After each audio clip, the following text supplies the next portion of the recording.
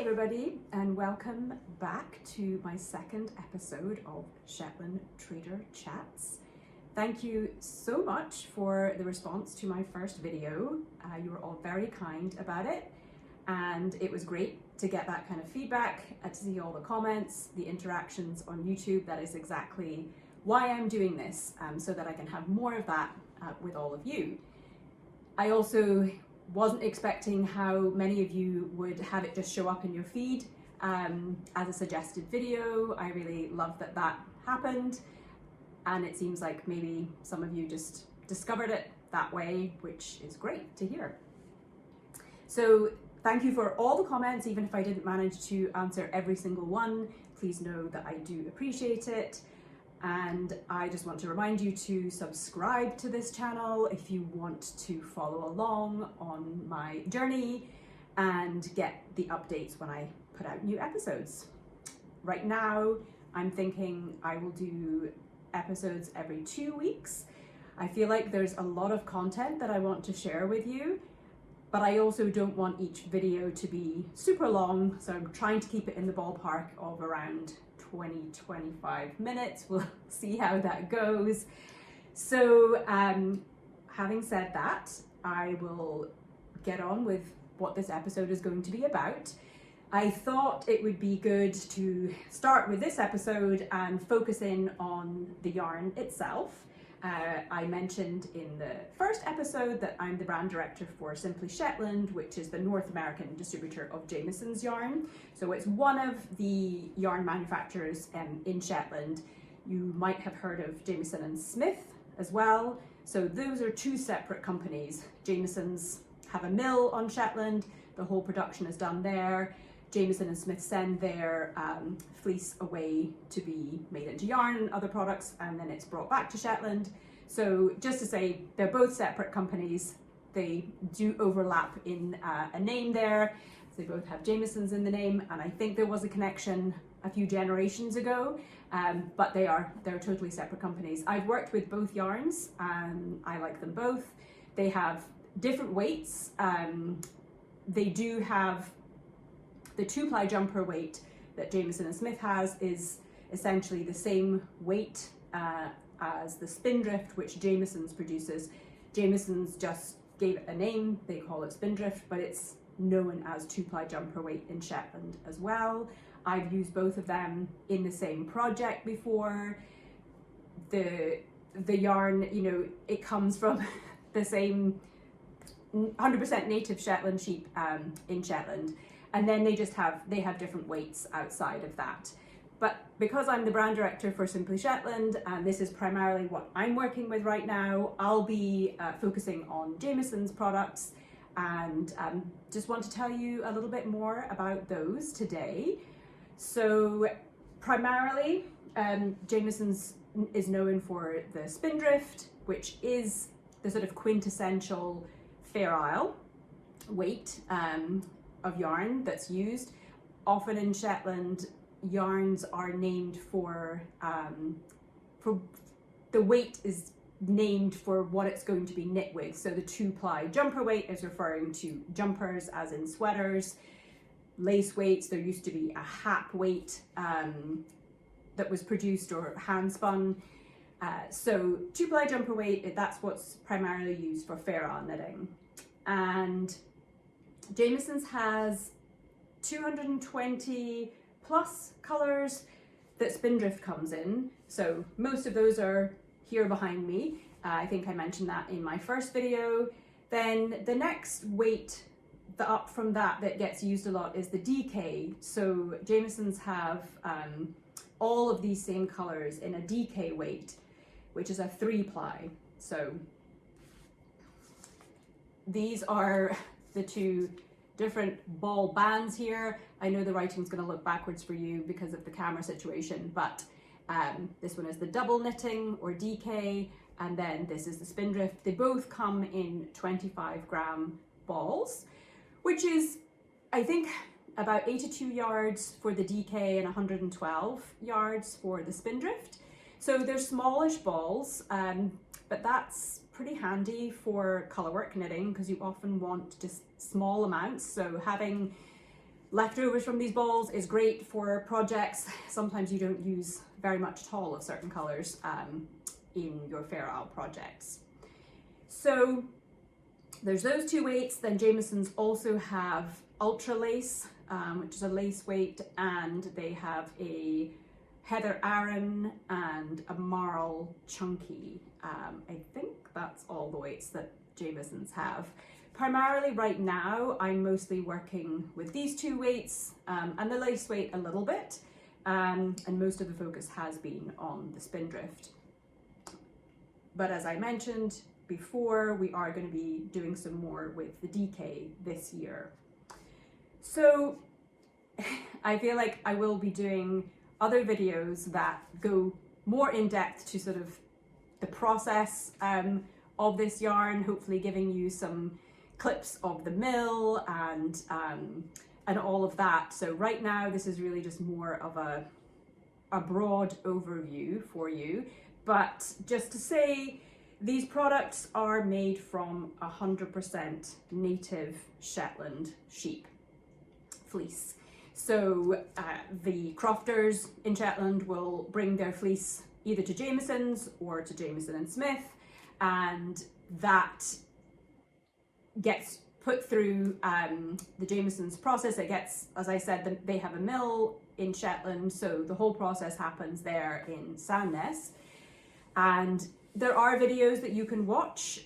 I will try and drop a link into this video that shows Gary Jamieson talking about the process. It's really fascinating to get a tour of the Jamieson's mill if you ever make it over there. But if you don't, then you can watch this video and get a sense of it. So these are woolen spun yarns, which makes them really light and lofty and airy. The woolen spun process captures a lot of air, and it makes it just, yeah, really light, and the fibers are kind of sticking out in an irregular fashion compared to a worsted spun product where the fibers are all combed to lie in the same direction, and so that makes it smoother and also a bit denser. So worsted spun yarns tend to have a bit more drape. Obviously the woolen spun is perfect again for Shetland knitting, for Fair Isle, and for lace knitting. It makes it a little grippier, but it also, in terms of wearing garments, like all over Fair Isle garments, it makes it a very warm garment, especially stranded garments. And it's also pretty waterproof as well. It doesn't like to soak up the water immediately, so it also tends to to add some protection from the elements there, but be lightweight and warm at the same time. In fact, when I am blocking anything in Shetland wool, I tend to have to hold it up underneath a running tap in order for it to really penetrate through the yarn. And you want to do that because when you're blocking it, it also blooms really nicely. So it has another additional effect to the finished knitted garment to make sure you give it that good blocking, soaking, so that all the fibers are fully penetrated, and then as it's drying, they really bloom. And especially in Fair Isle, that can just be a really nice finish to the garment too, or the accessory, whatever it is. That's a very, very brief mention of Jamieson's product. I also have the shade card here. So on the inside are all the natural shades, and then in here, all the dyed shades. Jamieson's Spindrift have names as well as numbers for their colors. So I am slowly learning the names and can recognize a lot now from the ball and remember, but there's still a lot there left for me to get to grips with, and obviously I haven't knit with them all yet either. But that is the shade card. A lot of Simply Shetland stockists have these shade cards, It's a great reference if you're super into colorwork knitting, fair isle knitting, and they're just really beautiful, beautifully put together and nice things to have displayed. So I recommend trying to get your hands on one of these if you are planning to do lots of fair isle this year. The other thing I guess I wanted to mention briefly is that Shetland wool products, so whether it's Jamieson's or Jamieson and Smith, they are using, as I said, the 100% native Shetland sheep. So that is sheep that live in Shetland, that come from the original Shetland sheep that have been there for hundreds and hundreds of years, who were probably originally brought over by the Vikings and were Scandinavian ancestry, etc. These sheep are really hardy, and they're the smallest of the British breed of sheep, and they're essentially wild animals, the native sheep in Shetland. They are out on the hillside year round. They go down to the beaches to eat seaweed. They're very nimble, and they're pretty much left alone except for rounded up in the summertime for shearing. So they're very good parents, mothers, but they're left alone to do their lambing and all of that. So when you're out and about in Shetland, and especially when you're in the further out reaches where the native Shetland sheep are just out on the hill, they're likely going to run away from you because they're not handled that much by humans. There are lots of other sheep in Shetland, so there's a lot of crossbred sheep, Shetland Cheviots, Suffolk, that kind of thing. So I think maybe, I couldn't even give you a number to how many sheep there are in Shetland total. There's like 23,000-ish people, maybe like 250,000 sheep, I don't know, something ridiculous like that. But they're not all the native Shetland sheep. Again, I feel like I'm going to do a whole episode that's more in depth on some of the background to Shetland sheep specifically. It's too much to try and fit, I think, all into one episode right now. But I just want to say that these products, they are made with 100% native Shetland sheep from Shetland. I know some of you have probably come across products that say that they are, or a yarn that says it's a Shetland yarn, but it actually has no Shetland sheep content in it. So sometimes that terminology gets thrown around. It's more to do with, it maybe being a woolen spun yarn, or a 2-ply woolen spun yarn, but it actually doesn't have any Shetland sheep content in it. So that's not what you're getting with this product. You're getting the real thing. And then I think that's all I'm going to say specifically about the yarn itself right now. I will, as I said, dedicate some episodes specifically to things like the woolen spun process, what goes on at the mill, and Shetland sheep, and the other weights that I mentioned too. I'll kind of go a little bit more into those in future episodes. But for right now, I will mention what I'm wearing for a start. I have on my Porty pullover today, and I can't remember when I released this pattern originally, but it started off as a pullover, and then I did a cardigan version of it as well, so that includes a steek, and then I did two kids versions of both of those things, so a kids Porty cardigan and a kids Porty pullover. So it's a top down yoke, and it's not traditional fair isle. You'll be able to see that it doesn't have horizontal distinct bands of fair isle knitting. The patterns tend to kind of merge together a little bit more, but there are indications of fair isle motifs in there. That's often what I do for a lot of my designing. Some of it is more on the traditional side, but a lot of it isn't. And It is just 2 colors per row though. So in that regard, it's a relatively easy color work pattern. There aren't long floats in it, and I knit this one in the fall of last year, or something like that, October or November time, I can't remember. And I decided just to do short sleeves on this one. So, but it comes with obviously with full length sleeve option on it too.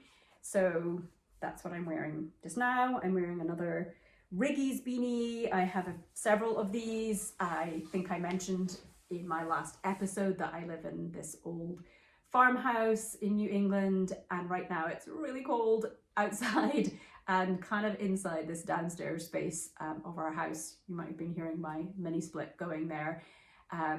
So I definitely have to bundle up here to stay warm in my workspace, but that's fine because the Shetland wool keeps me nice and warm. And what else I am working on right now, I was going to show you this. So this is a sort of a hack, if you like, of a pattern of mine called Audrey In Unst, which is a cardigan pattern with this lace stitch on it. I think you can see that there. It's an interesting lace actually, because it's kind of slipping stitches. It's very, very simple, but it is a Shetland lace pattern. And I published this pattern way, way back. I think originally I published it with Twist Collective, probably 2008, something like that. And a few years ago, I did a sort of revamp of the pattern because it was a cropped, fairly fitted cardigan that I originally did, and I wanted to add another view of it. So I did another version or an update which had a more of an A-line shape and kind of a little less close fitting, but still with the same lace bib here on the front. And then somebody that I follow on Instagram and who lives on the west coast of Scotland, her name's Vicky, and I believe her Instagram is Basil and Bell. I will link to it. She has knit Audrey a lot. Well, specifically, I think she's knit the Audrey cardigan, but she did maybe 3 or possibly 4 vest variations of Audrey, and I really loved how they looked, and I'm super into vests at the moment, or the idea of them. I actually don't have that many myself, so I decided I needed to make my own Audrey vest, so that is what I'm doing. Don't have much more to go here, and I am using the sort of A-line version of the pattern, and I've actually made it a little bit more cropped in the body, my one here. So I'll finish that and see what I think, and then I might add that variation to the pattern as well. So that's Audrey In Unst. Knitwear wise, I showed you the prototype, the first mitten that we're going to be doing in this kit, which will be our first kit of 2025 that we'll be doing at Simply Shetland. So these are these Fair Isle mitten pattern, and I told you there were a few things that I didn't like about the prototype, just with the placement of the thumb and the length and things like that. But I managed to sort out all of those issues, and I'm really happy with how it came out. And the pattern's all written up. We're getting all the pieces together. It's going to come in this custom bag that Della Q do, the O-Snap bags, and it's going to have a piece of artwork that my daughter Maya did for us. So you'll get to see all of that very, very soon. I'm very excited about that. The other thing that I did over the holidays is I did some selfish knitting, because obviously most of the knitting I do these days is work related, which is still super enjoyable. But at least once a year, I like to try and knit somebody else's pattern, because I don't get the chance to do that very often. Usually it just has to be something small, so it usually ends up being a hat or some small accessory. And I am a big fan of Trin Annalie. Her name is Anne in real life, of her designs, and she released a sweater recently called the Iris sweater, which was really stunning colorwork sweater. Obviously I did not have the time to knit that, but thankfully she released a hat pattern using the same motif right after that sweater came out. So I figured, okay, I do have the time to do that. So that was one of my selfish kind of holiday knitting patterns that I did, and I really love how it came out. So again, this is using, I'm only knitting really with the Spindrift wool right now, and I think it maybe has 7 colors in it. So I pulled some together, thought about where I wanted them to be, and I am really happy with how this came out. And in fact, it made me want to swatch for something that I am designing using these shades. It's going to be for a vest, so look out for something coming in a similar palette to this in vest form from me. So that's the knitwear side of things that I have to show you. I mentioned that I'm getting into sewing, and in the last episode I think I said that I would be trying to make the pocket skirt, which is a free pattern from Peppermint magazine, which is an Australian magazine, and I did, and in fact I made 2 pocket skirts. The first one came out so nicely that I knew for sure I would wear it a ton and get wear out of a second one. So I made 2 pocket skirts, and I will share some pictures of those here as well. I have not made the chanterelle pants yet, but I think that's going to be my next attempt at sewing. I got a much larger cutting mat so that I could lay out hopefully the whole piece on the mat and cut it in one go and not have to move it around. I also got pattern weights because I think I would like to be able to use those and a rotary cutter. I know people have different opinions on that. I guess I'll just play around with it and see what I think. But that was particularly in relation to using the linen fabric, which moved around a lot, and pinning the paper pattern onto it and then cutting with scissors felt like it was very finicky. So we'll see. I'll let you know how that goes. What else do I have going on? Oh, I did get some more fabric for some more things. This I picked up, I don't think I showed this to you last time.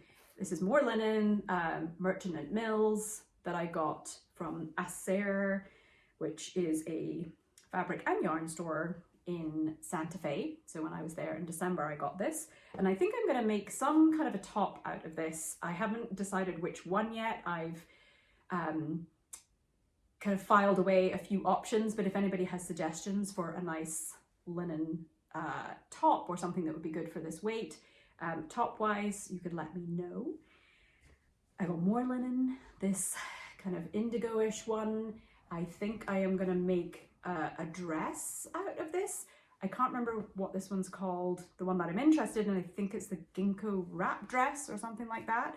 So watch out for those coming, hopefully in the not too distant future. And most immediately, I will be going to Vogue Knitting Live next week, which I'm really excited about. That's always a fun event and very lively. It's completely different from my existence most of the time here in my rural area of Massachusetts. It's Times Square, it's a big marketplace, lots of people, so it's really full on, but a lot of fun. And this time, usually I'm just teaching the whole weekend, like 5 classes. This time I'm just teaching one class, a colourwork class. Fair Isle Taster is what I call it. And then the rest of the time I'm going to be in the marketplace with my friend Tammy from A Wing and a Prayer farm. And she will have Spindrift and DK in her booth, and so I'll be there kind of as a Simply Shetland representative. We also have another retailer of ours coming from Canada, from Vancouver actually, and the name of her store has just gone completely. Your Next Knit is what the name of her store is. I think she's online only, but she's based in Vancouver, Canada. So she will also be in the marketplace and will also have Spindrift there. So if you happen to be going there, please stop by and say hi. That would be great to see you. And yeah, I think I'm gonna wrap up now. I thought maybe in future episodes, it would be fun to have maybe the end of the episode be a section where I can answer some quick questions that may have come up from previous episodes. So for this episode, one question I decided to answer that was asked was, why am I in Massachusetts? I guess I didn't explain that part, like why am I here in the US? Well, I married an American. I met my husband in Edinburgh in 1996, I think. We got married in 1997, 10 months after we met each other. And we have spent time living in Scotland as well. We've kind of gone back and forth, but I've primarily been in the States. And we moved to Massachusetts pretty randomly 25 years ago or something like that. And we keep coming back here. So we've lived in other parts of the States. We've lived out in California and Colorado, Nevada. And like I said, we've been back to Scotland a few times too. And I think we have come back to Massachusetts maybe 6 times now. So we returned here 2 years ago, and we came back to the farmhouse that we're in now. We rented this farmhouse 25 years ago, and our son was born here. And it worked out that it was coming up for sale. We decided we would buy it, and we now live in it, and we are enjoying it very much. Apart from it being a bit drafty, there's some insulation that we need to figure out for this part of the house, but it's a really beautiful property and has these nice barns, which part of which have been renovated into a kind of studio space. So my husband works out there. He's a writer. I'll drop his name and website in here too, because I'll definitely be talking about him and referencing his books. So our kids are, you know, they have flown the nest, but they come back sometimes. So one of them was just here for a few months with us, saving up some money and working on a farm nearby. And they literally just landed in New Zealand yesterday. So that's pretty exciting. And our other child moved out to the West Coast, to San Francisco recently. So they're both a little further afield than I would like right now, but I know that they'll probably return and I'll be close by to them. But anyway, that was a fairly long answer to a question as to why we're in Massachusetts pretty randomly, but I have to say I really love it here. And that's going to be it from me now to get on editing this. Again, thank you so much for watching, and I appreciate all your suggestions for topics. As I said, I have lots of ideas, which is why I think doing this every 2 weeks is going to be necessary, so that I can try and hone in on something. I know tons of you want help with colour work, knitting, picking colours for Fair Isle, all that kind of thing. So I'm definitely going to be sharing some of my tips for that. And yeah, and delving into lots of different topics, and hopefully guests too. So take care until the next time, and I'll see you then.